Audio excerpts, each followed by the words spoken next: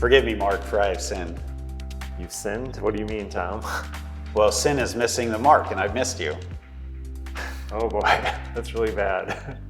It's true though, we haven't seen each other in a while. We last filmed for Christmas Eve. You had COVID. I had COVID. It's been a while. Yeah, it's good to be back together. It's good to be back together, yeah.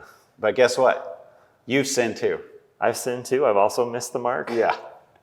Not yourself, but you of course know Paul. He's the first missionary of the church, wrote a lot of letters that made it into the Bible. And in one of them, his letter to the Romans, he says this: "For everyone has sinned. We all fall short of God's glorious standard." We've all missed the mark. You've sinned, I've sinned, we've all done it. And here's one I think the big misconceptions is about sin, is I think most people think that sin is just intentionally missing the mark, but sin can also be unintentionally missing the mark. It doesn't matter. If you miss the mark, you miss it, whether intentionally or unintentionally.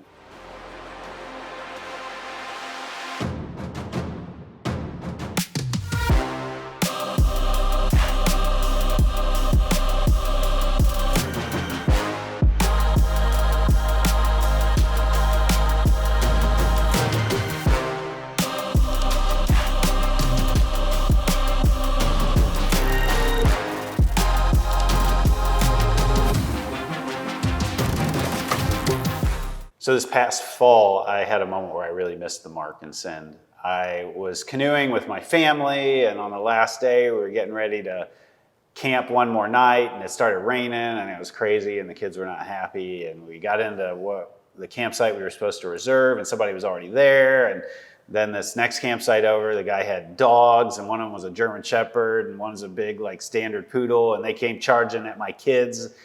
These dogs are the size of my kids, and I yelled at this dude who was lollygagging his way over, "Get your blankety blank blank in gear, and those are my kids that your dogs are after." Whoa.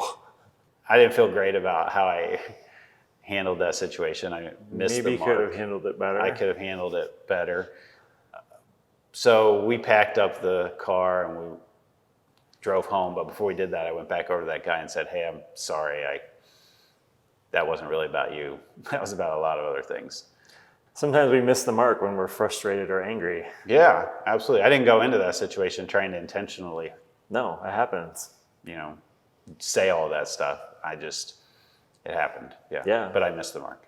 I think of maybe a more subtle way that I've been missing the mark. Because, when we miss the mark when we're frustrated or angry, often it's pretty obvious. The big blow-ups, whatever might happen. But Jan and I have been redoing our kitchen. We're doing our kitchen remodel. And as we've gone through that, I'm at the home improvement stores all the time. Yep. They know my name. "Oh, Mark, it's good to have you back. We're so glad to see you." And one of the sections I love to go walk through is the tool section. And I love to look at the tools. And the sin that I've been wrestling with is the sin of greed. Yeah. And looking at those tools and thinking, I need those tools, but no, I don't really. I want them. And so I've been wrestling with that sin of greed. Yeah. So Mark, last week we talked about how we build bridges by confessing and forgiving, but there's a question that follows immediately on the heels of confession and forgiveness, and that is, what do we do after we confess and or forgive? What happens? That's a good question. What do we do? Yeah. So here's a question for you. Either write the answer in the comments or turn to the person next to you and talk about it. What's your usual response after you sin, after you miss the mark? Let's talk about that.